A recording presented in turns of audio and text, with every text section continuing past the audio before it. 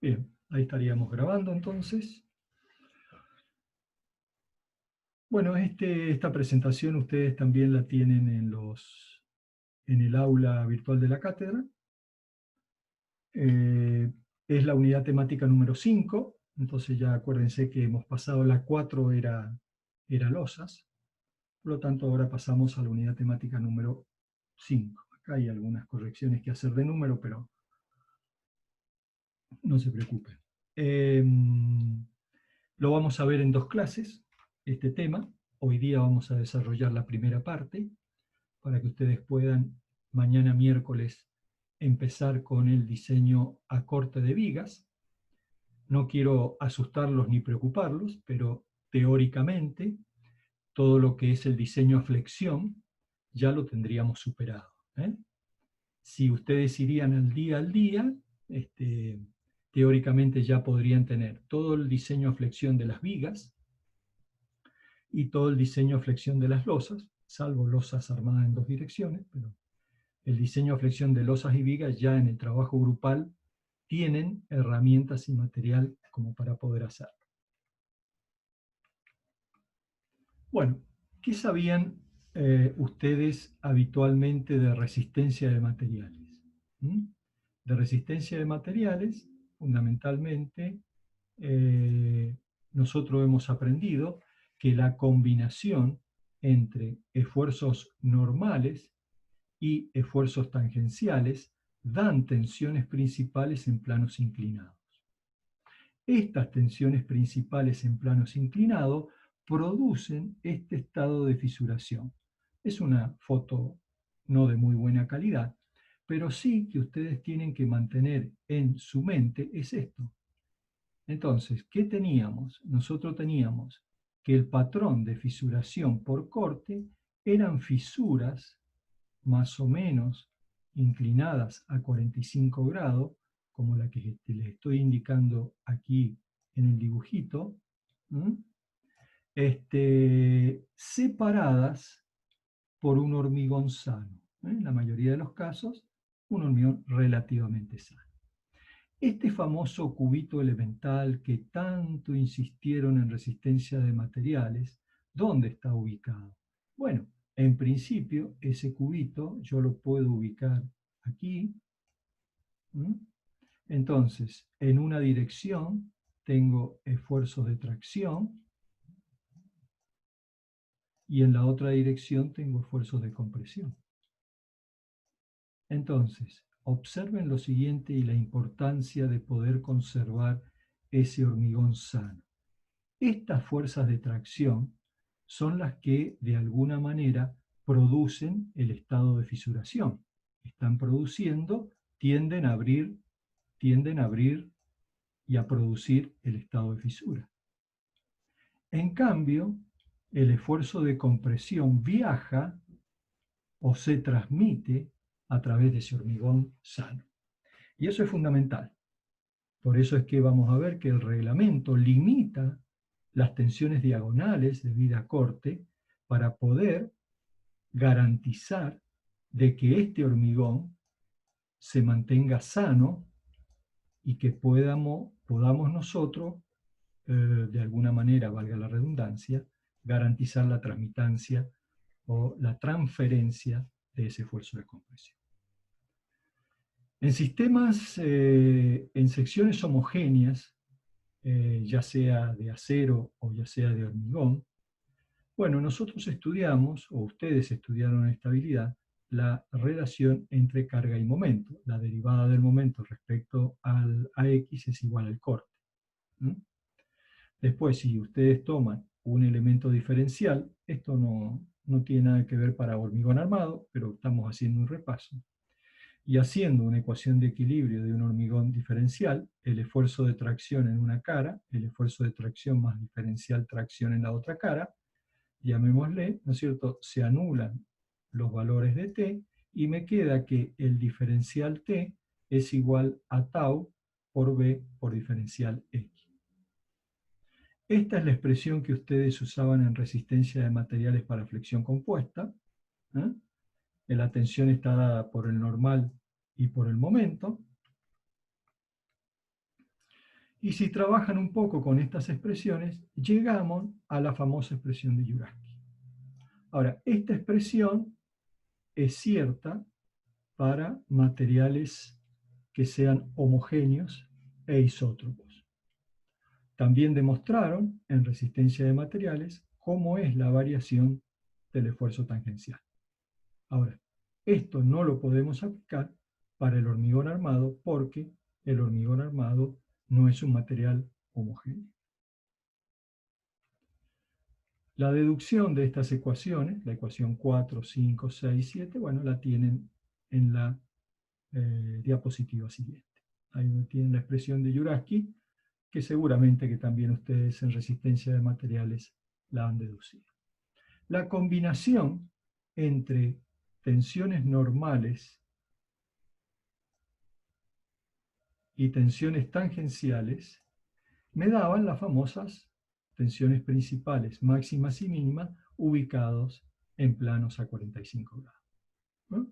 Y estas tensiones, este cubito elemental, es el que produce el estado de fisuración en la viga, como el ejemplo que les acabo de citar, poniendo, tanto que insistían en resistencia de materiales, ¿dónde está puesto el cubito? Bueno, estaría puesto allí, ¿no?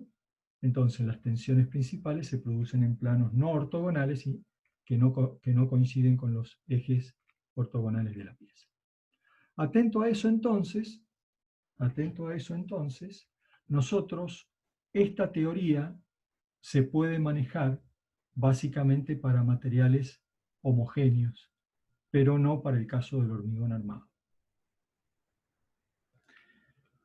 Entonces, como ya habíamos adelantado y uno de ustedes lo mencionó, inicialmente las fisuras son verticales, pero estas fisuras, a partir de una cierta profundidad, fíjense, una cierta profundidad, comienzan a inclinarse precisamente por la influencia del efecto de corte. Y la otra particularidad es que el nivel de fisuración a lo largo de la viga es variable de acuerdo sea fundamentalmente la relación, de acuerdo sea el momento, yo diría, de acuerdo sea el momento. Fíjense que entonces yo ahí he indicado los extremos de fisura, por lo cual el eje neutro en la zona donde los momentos son máximos, bueno, más o menos se produce, pero cuando entra a jugar el corte, ya la penetración de la fisura hacia el interior, hacia la parte superior de la viga, es variable. Es variable. ¿Cuáles son los mecanismos de falla que habitualmente nosotros podemos encontrar? Bueno, en este ejemplo, que está también en el Moller, ustedes lo tienen digital porque lo consiguió un compañero de ustedes, podemos tener en principio, fíjense, un aplastamiento del hormigón en zona de compresión, que ha sido llamado 1. Es decir, esto generalmente ocurre cuando yo tengo armaduras normales. Habíamos dicho que lo que era armadura normal era una armadura que estaba dentro de la cuantía mínima y máxima. Entonces el acero entra en fluencia, se deforma y la parte de hormigón que queda, que es de la fisura hasta la parte superior, bueno, es la parte de compresión. Y en algún momento se supera la tensión de compresión del hormigón y falla por aplastamiento. El 2, fíjense que es una fisura totalmente penetrante y que se debe fundamentalmente a corte. Se debe fundamentalmente a corte. Bueno, yo tengo que evitar de que la fisura evidentemente alcance la zona de compresión. Cuando alcanza la zona de compresión, se produce la falla tipo 2, que es lo que vimos en el video. Bueno, la falla tipo 3 es muy parecida a la falla tipo 1, pero la falla tipo 1 está asociada a un problema de flexión, en cambio la falla tipo 3 está asociada a un problema de corte. O sea, la fisura por corte avanza tan próximo al paramento superior que deja muy poco área que tiene que transferir el esfuerzo de compresión. Entonces puede también fallar por aplastamiento. Las dos sufren aplastamiento, la 1 y la 3. Pero claro, la 1 es por avance de la fisura en flexión y la 3 es por avance de fisura en corte. La 4 es la que tenemos que cuidar. ¿Se acuerdan que yo les había dicho que entre fisura y fisura hay un hormigón sano? Bien, si nosotros no cuidamos ese hormigón, se puede producir por las tensiones principales de compresión un aplastamiento de la biela comprimida. Esta biela nosotros necesitamos que se mantenga sana para poder transferir el esfuerzo principal de compresión. Ese es el mecanismo 4, por eso es que el reglamento, ya vamos a ver de que impone límites a las tensiones de corte. Si las tensiones de corte son mayores a ciertos valores, ya estaríamos no garantizando el hormigón sano que yo necesito que exista en esta zona para poder transferir ese esfuerzo. Y la falla 5, que ya lo vamos a ver más adelante, es precisamente cuando la armadura en tracción no tiene una longitud de anclaje necesario. Entonces, los esfuerzos de tracción que viajan por la armadura de tracción son relativamente altos y produce un deslizamiento de la armadura en zona de tracción.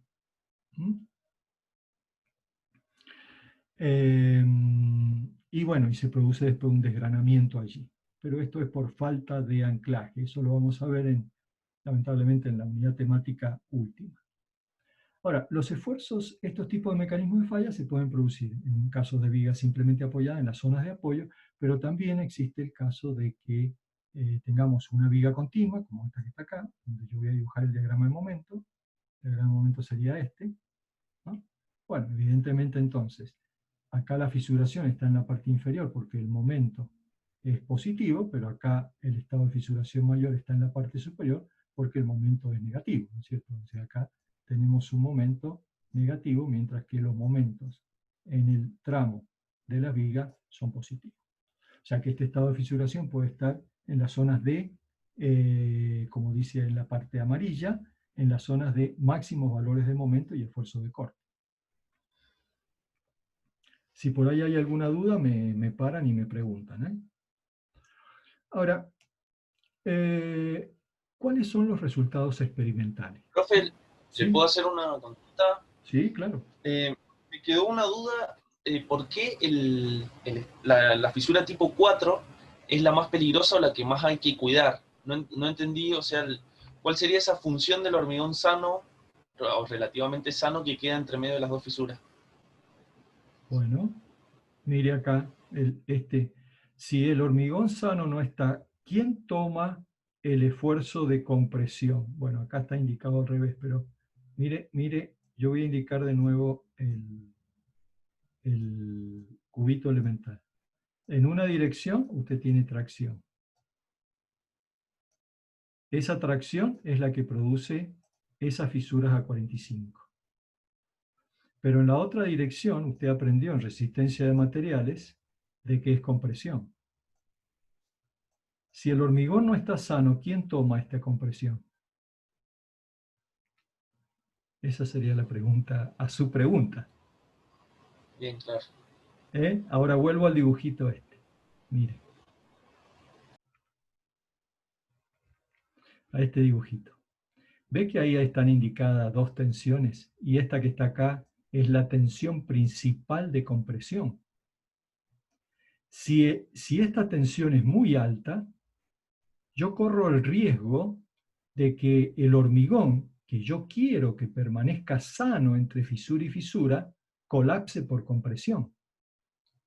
Entonces, ¿quién me absorbería la tensión principal de compresión? Nadie.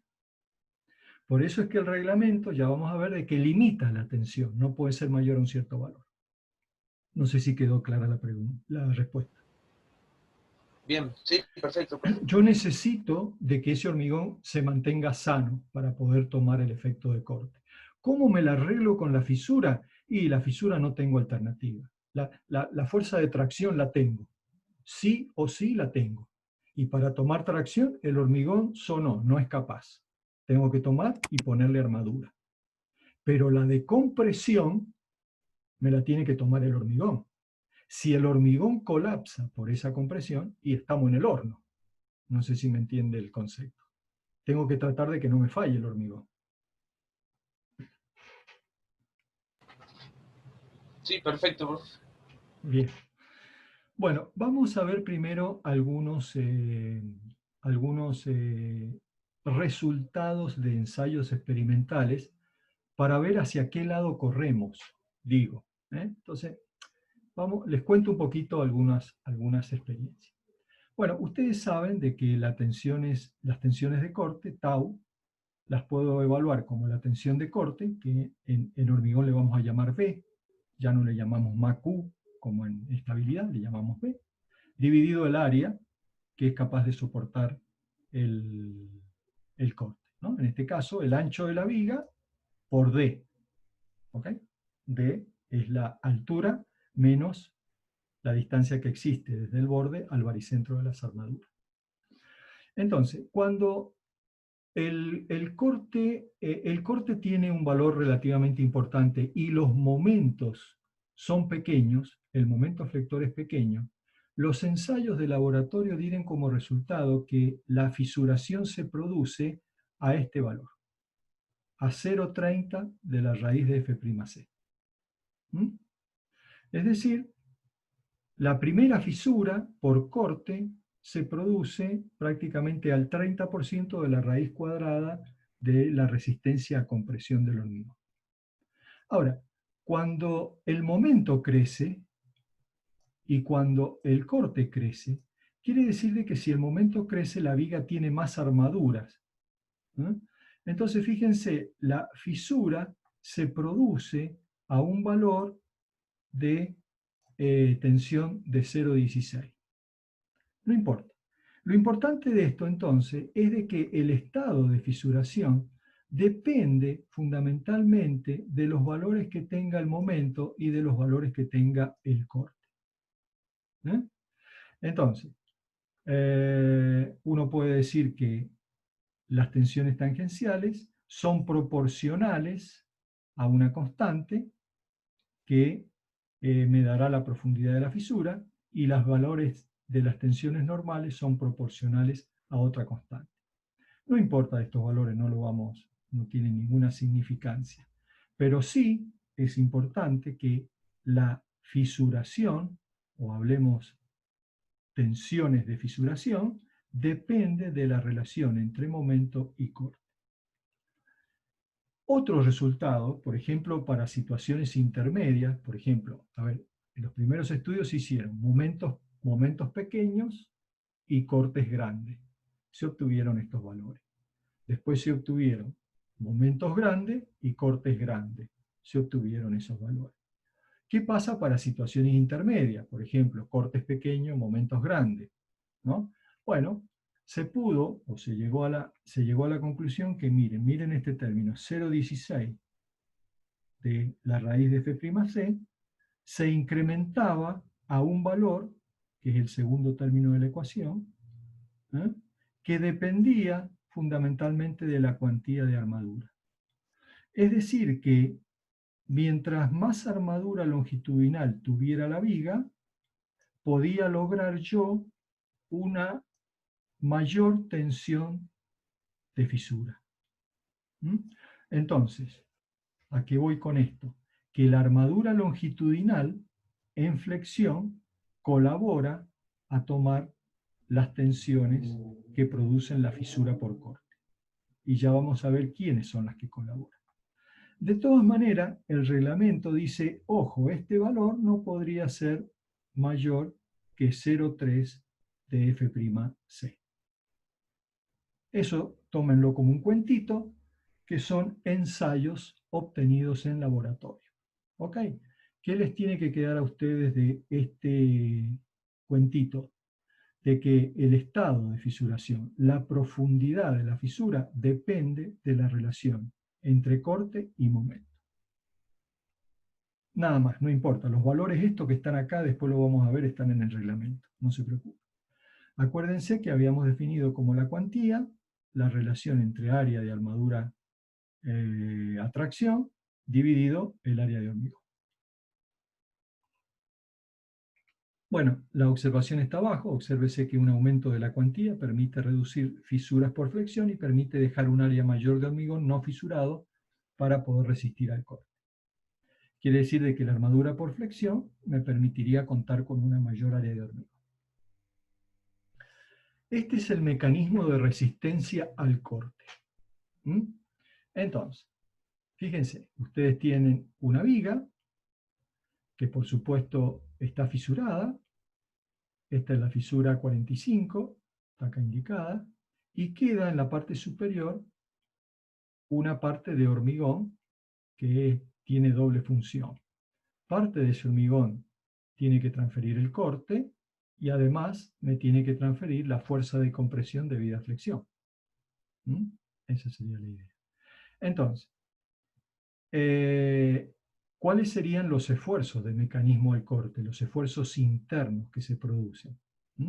El primero es un corte, que es el BII, que es el debido al rozamiento que existe en la cara de la fisura.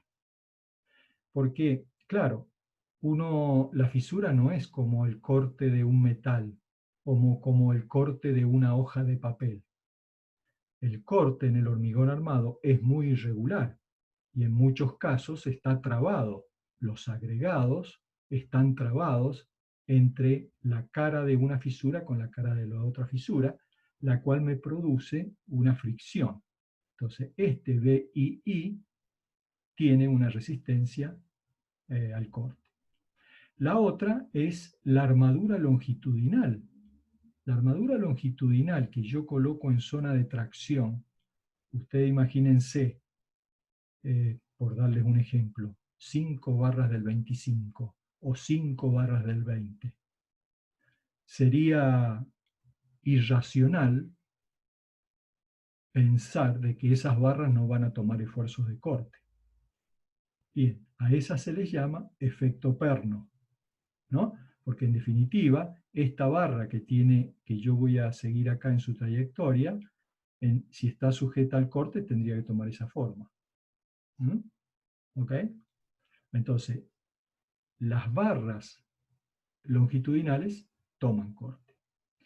Y finalmente, existe el corte del hormigón sano, en zona de compresión. Entonces, el corte interno está dado por estos tres parámetros, el que es el que les acabo de mencionar.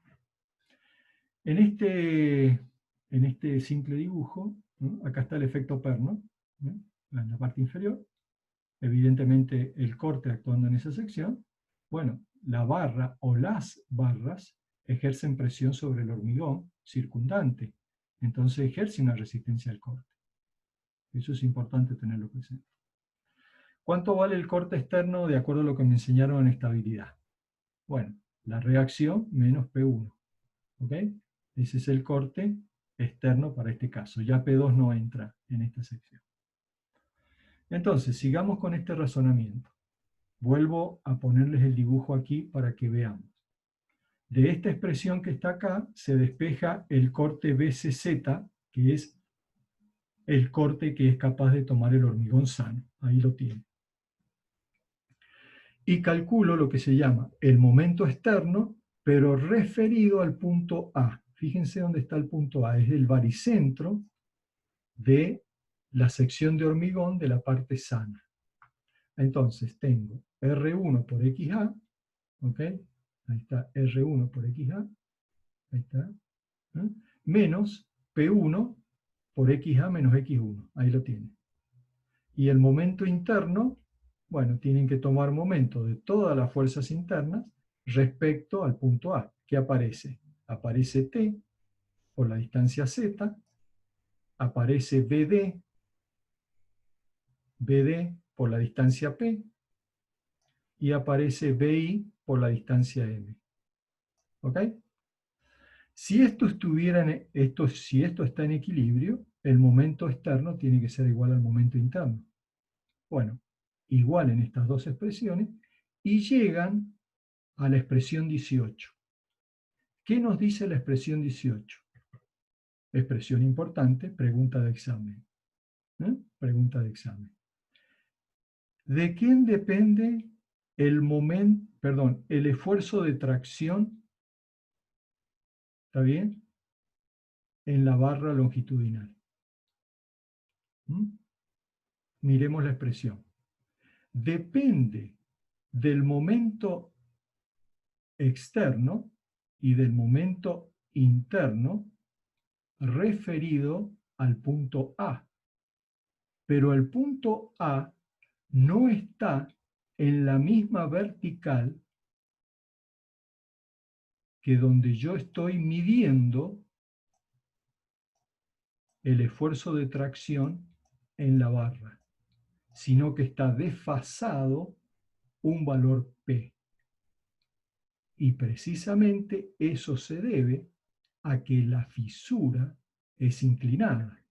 Si la fisura fuera vertical, el esfuerzo de tracción dependería del momento en la misma sección. Pero resulta que no es así. El esfuerzo de tracción en la barra depende del momento respecto de una sección que está desfasada del punto donde yo quiero medir ese esfuerzo de tracción. Y ahí me voy a parar para que me hagan preguntas.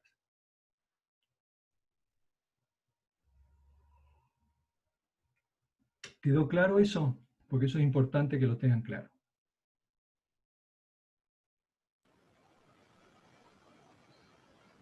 Yo no, profe, ¿me lo podría repetir, por favor? Porque no entendí bien. Bueno, miremos las ecuaciones. Miren las ecuaciones. Acá el momento externo, el momento interno no es complicado. Sí, sí, eso no. Ok, de acuerdo. Fíjense, acá igualan momento interno, momento externo, y despejen el valor de TB. ¿Ok? Bien. TB es el esfuerzo en esta sección, el esfuerzo de tracción en la barra, traccionada, valga la redundancia. ¿Ok? ¿Hasta ahí me sigue? Sí. Bien. Fíjese de quién depende ese momento. Depende del momento actuando en A. No del momento actuando, voy a poner otra letra acá, en B, que es la vertical que pasa por T, sino que depende del momento de una sección que está desfasada a una distancia P respecto de donde estoy midiendo el esfuerzo de tracción en la barra. Eso se debe precisamente porque la fisura tiene una cierta inclinación, no es vertical. Eso es todo. O sea, repito, no depende del momento en el punto B, depende del momento en el punto A. Bien, bien, bien, bien. Genial, profe. Igual, fíjense que todo esto, BD por P y B por M, son también momentos referidos al punto A, ¿no? Son también momentos referidos al punto A. Entonces, cuando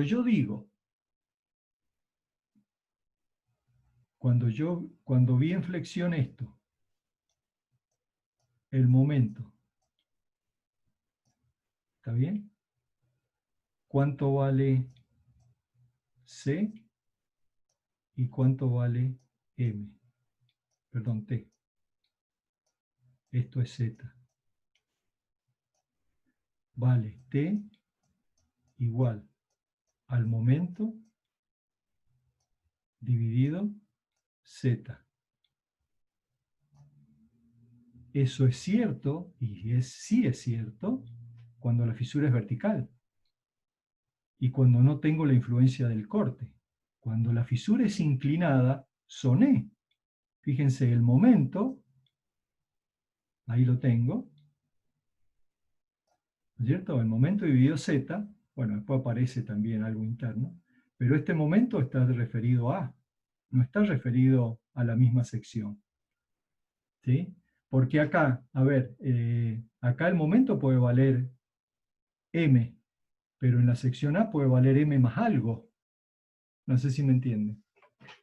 La importancia del hecho. Cuando tengo corte, el esfuerzo T es el momento dividido Z, pero no el momento de la vertical, sino de una sección que tiene un mayor momento. Ese sería el concepto, ¿sí? No sé si los complico, pero bueno, perdón por insistir en esto. No, profe, yo al contrario, yo lo entendí mejor. Es Ujú. la combinación la que provoca el problema. Exactamente, la combinación del corte y el momento es el que produce de que el momento se incremente. ¿Me interpreta? Ya no es el momento, por ejemplo, en la sección B, el momento, por darle un ejemplo, será 50 kN. Pero en la sección A a lo mejor será 53 kN. Entonces el esfuerzo de tracción es mayor para cuando está la combinación de corte más flexión. Bueno, acá están las armaduras que habitualmente utilizamos para tomar corte.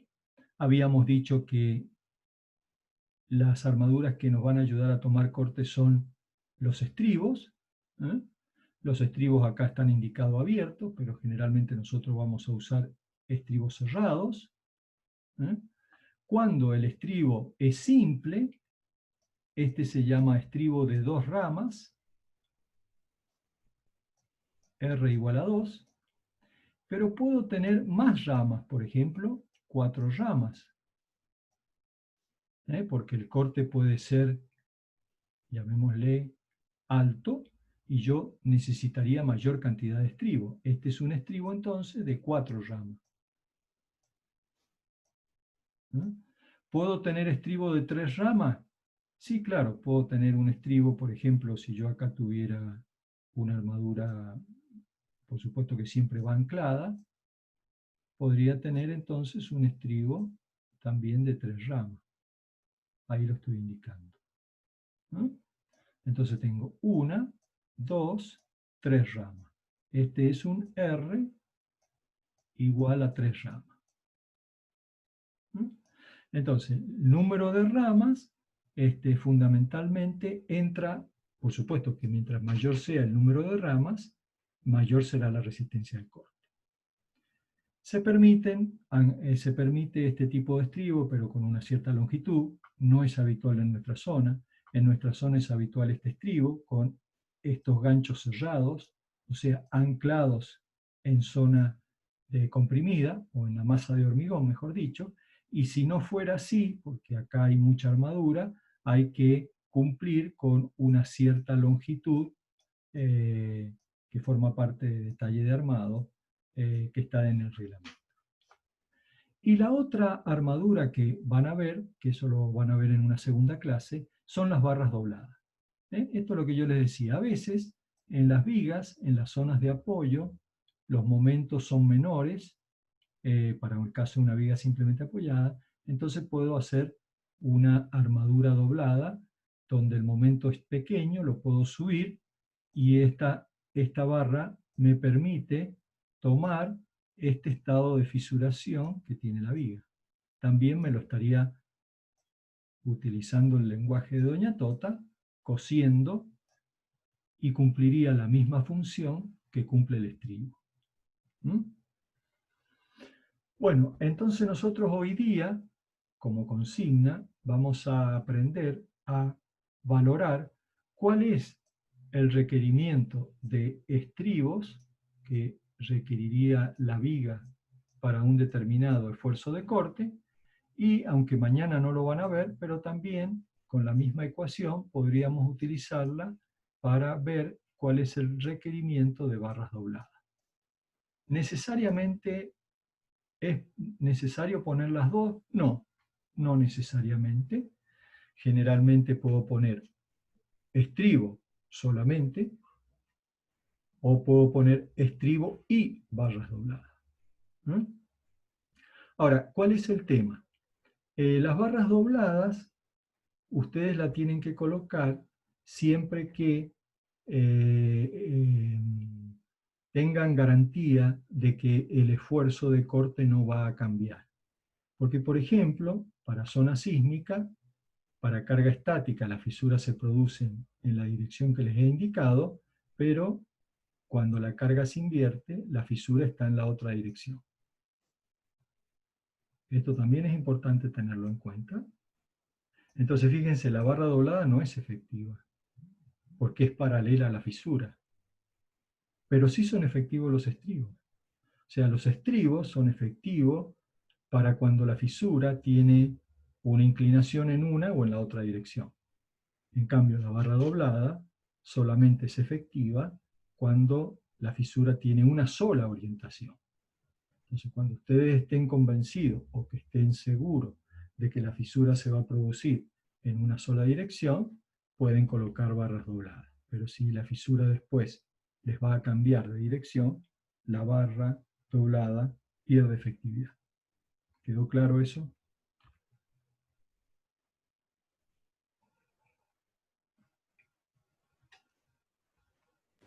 Sí, profe. Bien, gracias.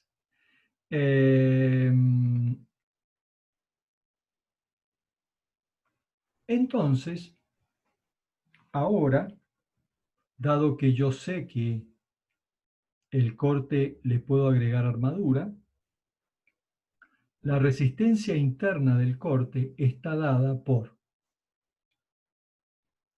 parte del corte que toma el hormigón en zona de compresión, parte del hormigón que toma el efecto perno y parte del corte que toma la fricción entre fisura y fisura. Y a esto le tengo que agregar entonces la armadura de corte, que le voy a llamar B sub S.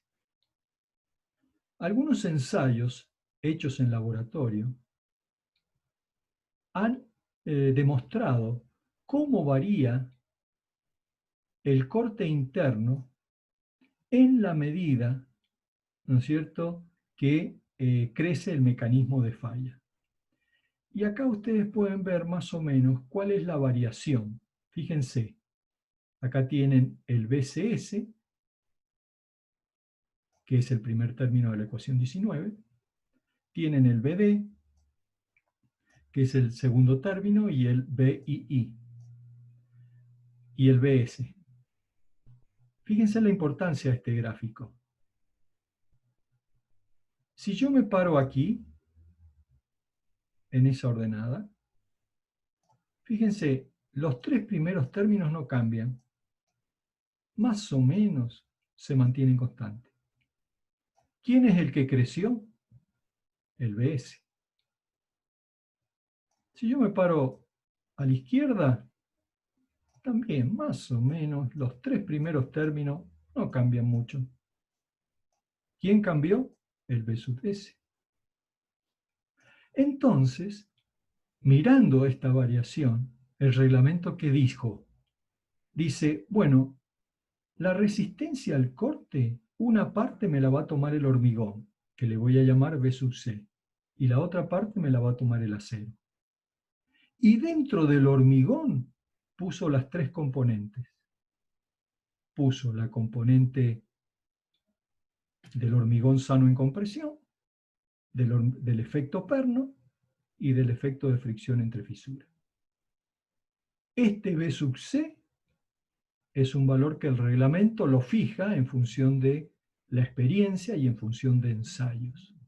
Entonces, vuelvo a insistir, el corte nominal está dado por el corte del hormigón, B sub C, más el corte del acero. ¿Y quién forma el corte del hormigón? ¿Quién lo provee el corte del hormigón? Bueno, estos tres términos.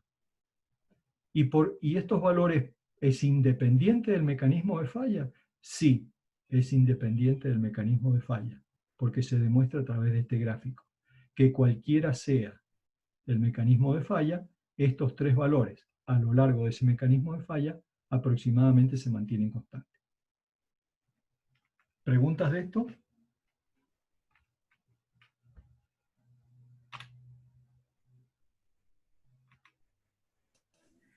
No, profe, vamos bien. Bueno, ok. Entonces, vamos a tomarnos 10 minutos o 15 minutos. Todo lo que hemos visto hasta acá son los hechos físicos. Son los hechos físicos. O sea, todo lo que adorna, yo siempre digo dentro de mis clases, adorna el efecto de corte. Adorna el efecto de corte. Entonces, lo que vamos a hacer ahora es ver de qué manera calculamos nosotros. Muy bien, vamos a ver entonces la segunda parte de corte. Entonces, para ver esta segunda parte, vamos a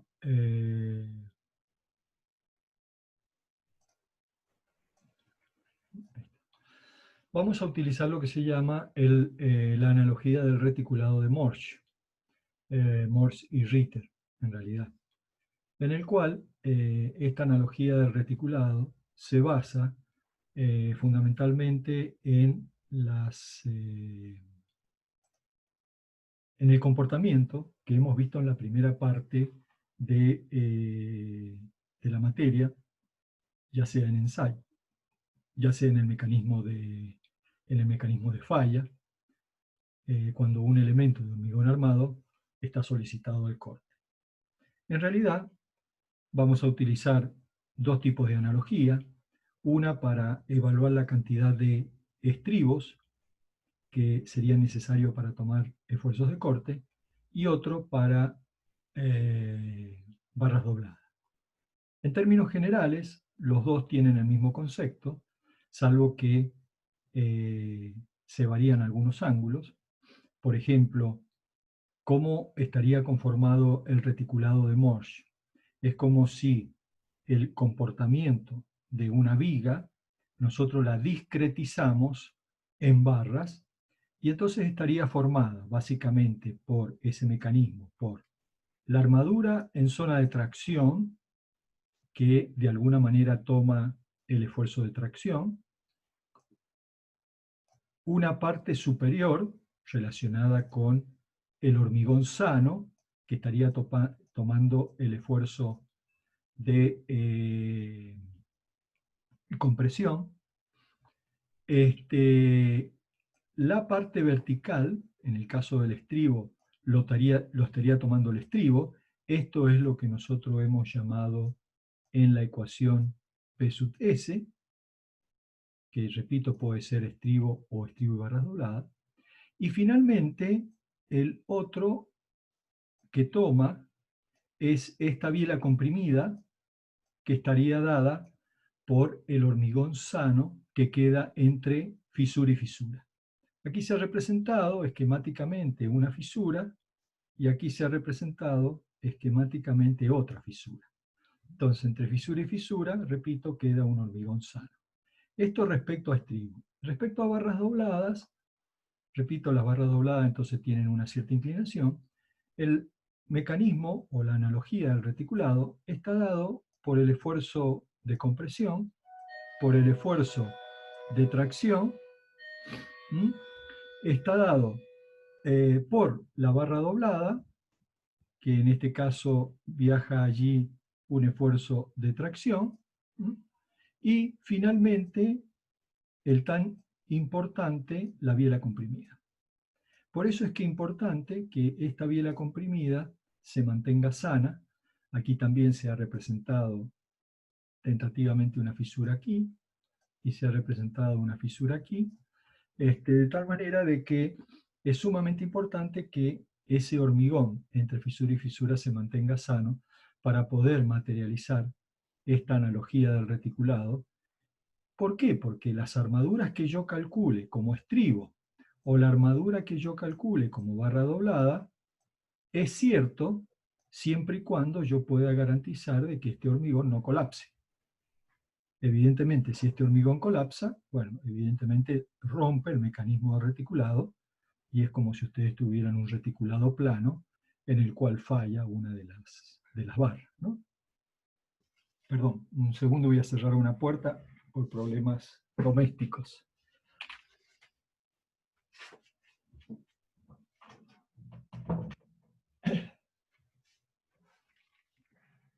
Bueno, ese sería el mecanismo que vamos a utilizar. Por lo pronto, entonces, respecto de algunas apreciaciones, en la analogía del reticulado originalmente propuesta por Morse, por Ritter y Morse, los ángulos en los cuales se producían las bielas comprimidas estaba a 45 grados, aunque después, de manera experimental, se vio que ese ángulo variaba entre 30 y 60 grados.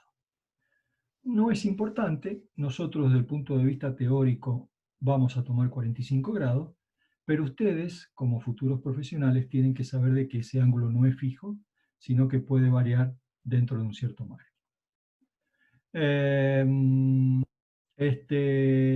Respecto a la inclinación de las barras fundamentalmente dobladas, también nosotros vamos a tomar como norma un doblado a 45 grados.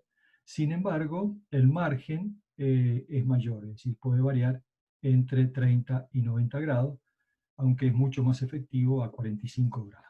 Así que nosotros vamos a encontrar expresiones genéricas en el cual, cambiando los valores de alfa y los valores de tita, podemos encontrar con la misma expresión o bien estribos o bien barras dobladas. Esas son las ecuaciones que hoy día vamos a aprender a utilizar. Entonces, volvemos a plantear el mecanismo de resistencia al corte, y acá vamos a plantear de manera genérica una cierta cantidad de estribos que están en líneas de trazo, en el cual están representados de manera inclinada. Después les vamos a cambiar la inclinación, pero este es un, llamémosle, una representación genérica. Está indicado el esfuerzo de tracción en las barras de flexión, el esfuerzo de compresión. Tenemos la famosa distancia P, que es la distancia de donde está el esfuerzo de tracción en la barra por flexión, y el punto A, que estaba en el baricentro de la zona de compresión. Y vamos a suponer de que la fisura está atravesada por distintos estribos. En este caso se han representado 3 estribos. A los valores de A medido inclinadamente le vamos a llamar A, a los valores de separación, perdón, medido inclinadamente de los estribos le vamos a llamar A, y a los valores en proyección horizontal le vamos a llamar S. La relación que existe entre A y S se puede sacar a través de este triángulo, y es esta que está aquí. A es igual a S sobre seno de tita cotangente de tita más cotangente de alfa. Todas estas expresiones, al final de esta presentación, están deducidas paso por paso. De tal manera que si alguno de ustedes tiene curiosidad en saber de dónde salen, pueden después ir al final de la presentación o bien ir al apunte nuestro de clase y van a ver los pasos para llegar a estas expresiones. Finalmente, la longitud de la fisura, que la hemos llamado I, a esta longitud inclinada, es igual al valor de P, o bien, si quieren, saquen el coseno de tita. El coseno de tita es cateto adyacente sobre hipotenusa. Al cateto adyacente le llamamos P, a la hipotenusa le llamamos I. La cantidad de barras que atraviesa la fisura, N, es la longitud de la fisura dividido la separación A. Así que como tengo I y tengo A, ahí hacen el reemplazo correspondiente. Y fíjense, cada esfuerzo en esta barra es el área del estribo multiplicada por su tensión. Entonces, el área del estribo multiplicada por su tensión por el número de estribos que atraviesa la fisura, multiplicado por el seno, porque están inclinadas las barras, me va a dar igual al corte BS. El corte BS en realidad sería un corte que está actuando en esta dirección.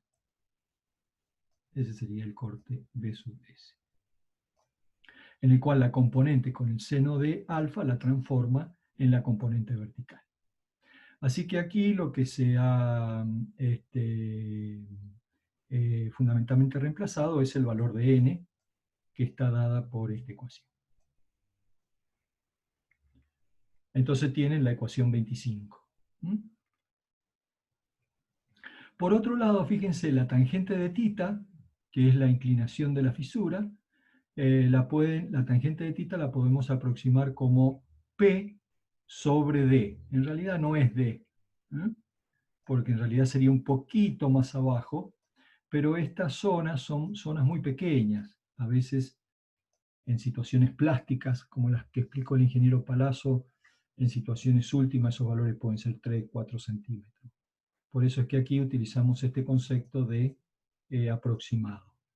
Entonces,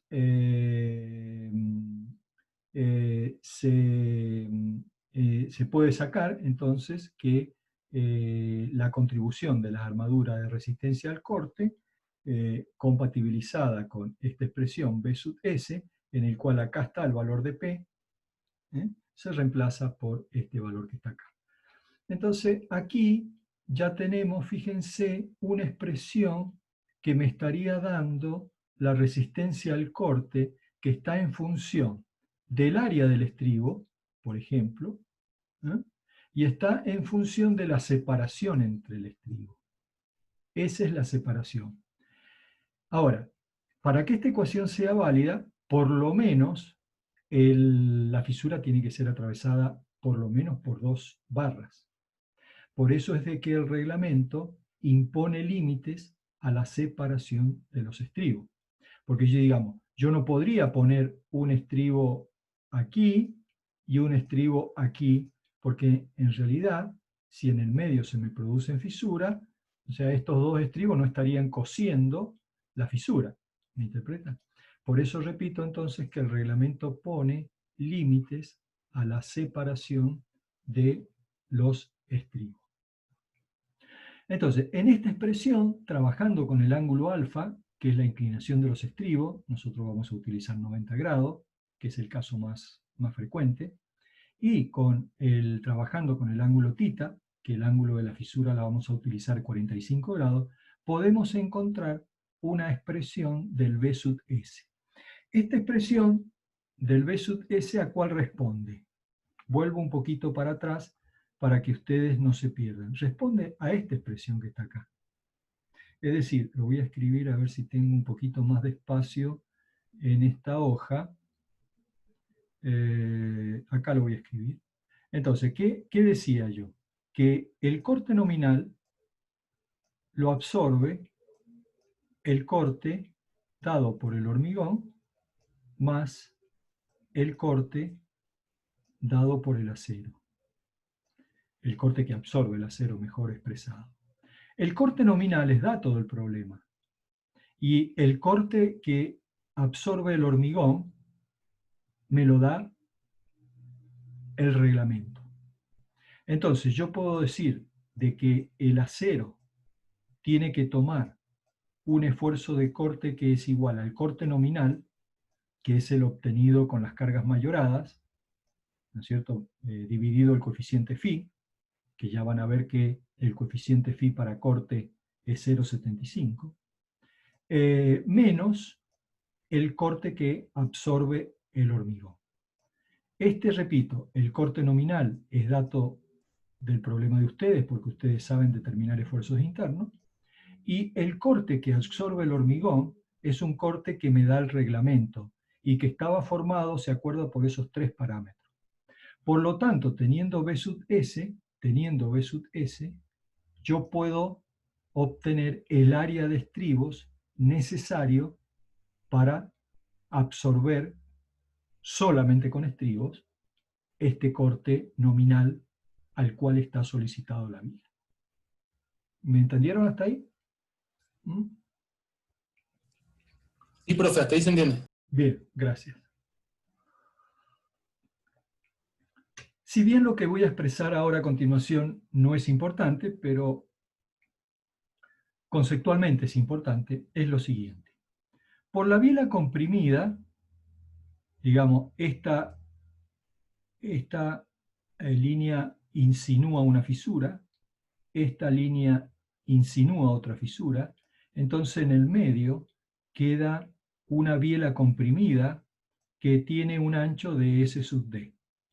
¿Ok?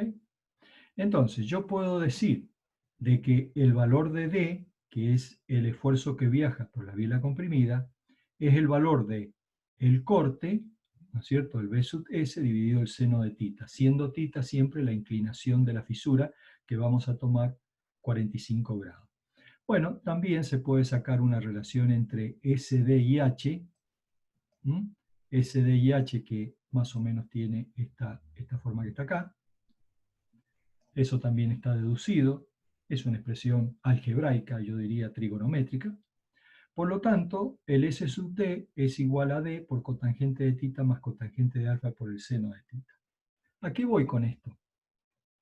De que yo podría controlar cuál es la tensión que tengo en la biela comprimida.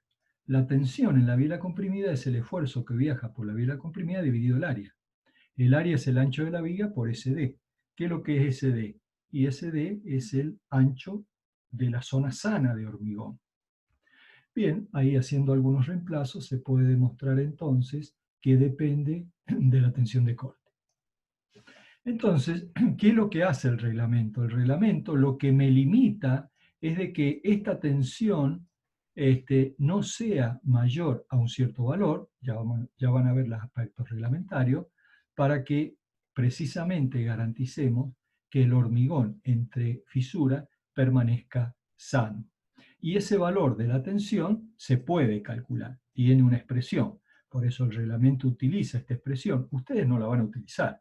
Ustedes lo que van a hacer, van a decir, bueno, a ver, la tensión de corte supera tal valor, listo, estoy en el horno, tengo que cambiar las dimensiones de la sección de la viga. Eso lo van a hacer así. Pero, evidentemente, el reglamento la controla a través de esta ecuación. Bueno, y esta ecuación es la que ya vimos anteriormente.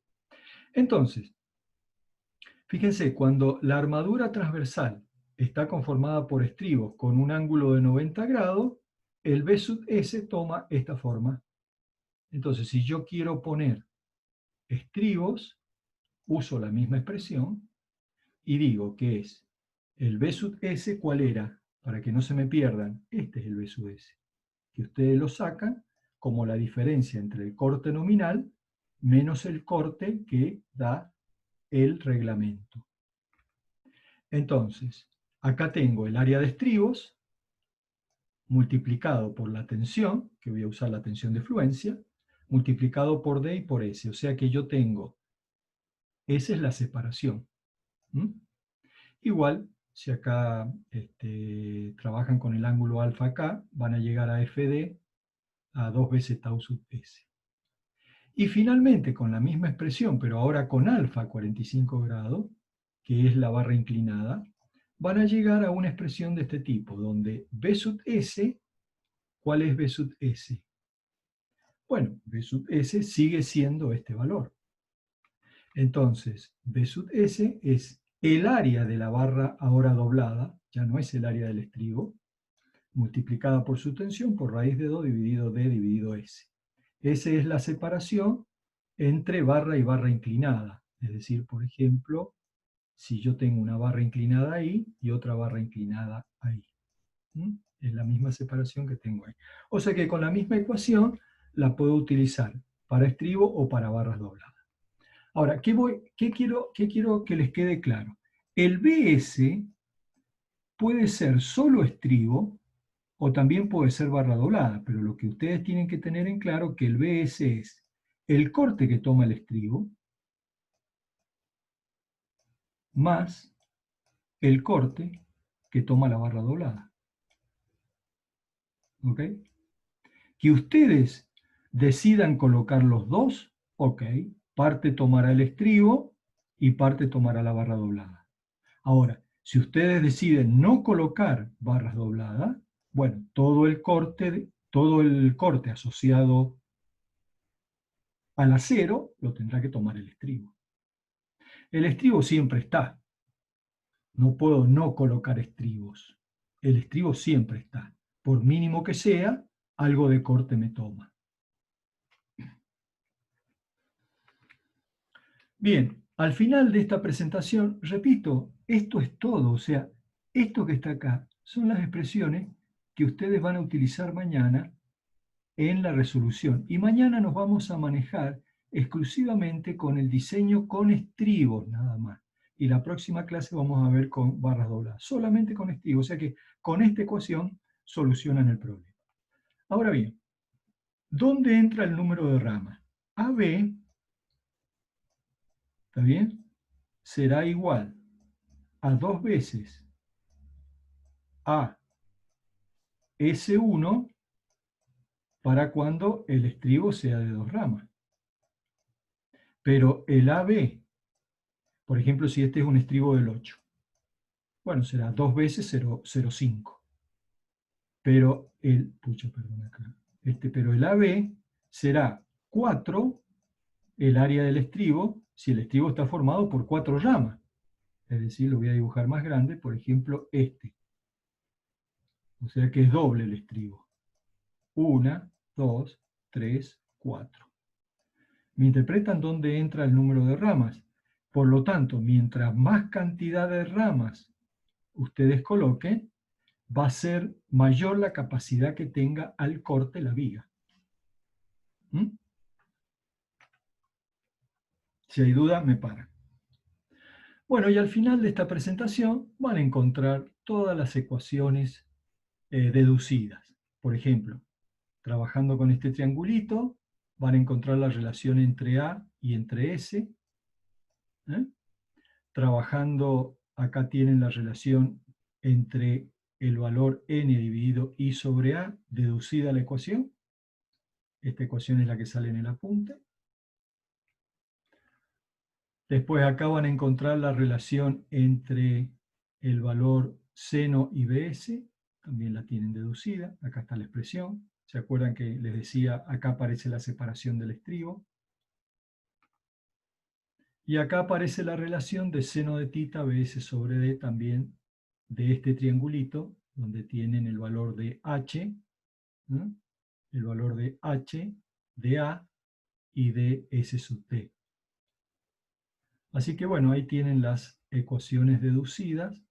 Entonces aquí van a tener estas ecuaciones para estribos, que es la que estaban en la transparencia anterior, y esta ecuación es para barra doblada. Trabajando con el alfa 45 y acá trabajando con el alfa a 90 grados. Ahí tienen entonces la ecuación. Esto lo vamos a ver la clase que viene. Influencia del esfuerzo axial en el diseño del corte. Eso lo vamos a ver la clase que viene. Pero, repito, ustedes ya tienen hoy día todos los elementos como para mañana poder trabajar con la primera ecuación, que sería la ecuación 32. Al final de esto, seguramente mañana Gustavo, mi ingeniero Palazzo, va a dar algunos, me quiero ir un poquito más, pero no se preocupen, no. Hay algunos aspectos reglamentarios, ¿no es cierto?, que están al final. No quiero ahora entrar en eso, es ir y leer el reglamento, pero al final de mi apunte, o al final del apunte de clase, están lo que se llaman las disposiciones reglamentarias. Entonces acá está la famosa ecuación que el corte nominal es igual al corte del hormigón más el corte del acero. Los factores de phi que define para corte son 0,75. ¿Por qué? Porque son fallas frágiles. Entonces el hormigón reduce mucho más la resistencia. Y fíjense lo que les decía, los valores de B sub C los sacan del reglamento. Entonces, para elementos solicitados, esfuerzo de flexión y corte, ahí tienen cómo sacarlo. O bien lo sacan con la cuantía y no tiene que ser mayor de este valor. Hay distintos casos, pero bueno, en definitiva, ahí tienen el aporte del hormigón en la resistencia. O sea que ustedes, ¿qué tienen como dato? El B sub n, que lo sacan de los esfuerzos internos, y el B sub c que se les da el reglamento. Por lo tanto, el diseño de corte es muy simple. Tienen que determinar cuál es el requerimiento de armadura que ustedes tienen que poner. Es mucho más simple que flexión. Esta armadura puede estar conformada o bien por estribo solamente, o bien con estribos y barras dobladas. No quiero llenarlos de ecuaciones que dice el reglamento, pero bueno, el reglamento hay que tenerlo a mano para poder usar todas estas ecuaciones que vamos a hacer un pequeño repaso la clase que viene, cuando veamos ya todo el tema de corte. Pero si mañana van a seguramente utilizar alguna de estas expresiones, como las que les acabo de mencionar, por ejemplo, cómo evaluar la resistencia del hormigón al corte. ¿Mm? Ingeniero, ¿Sí? Un compañero y yo coincidimos en la misma pregunta, que para el cálculo de BS utilizamos el AB. ¿Ese AB es el área total o el área de cada una de las ramas de estribo? O sea, ¿sería el área de la barra del estribo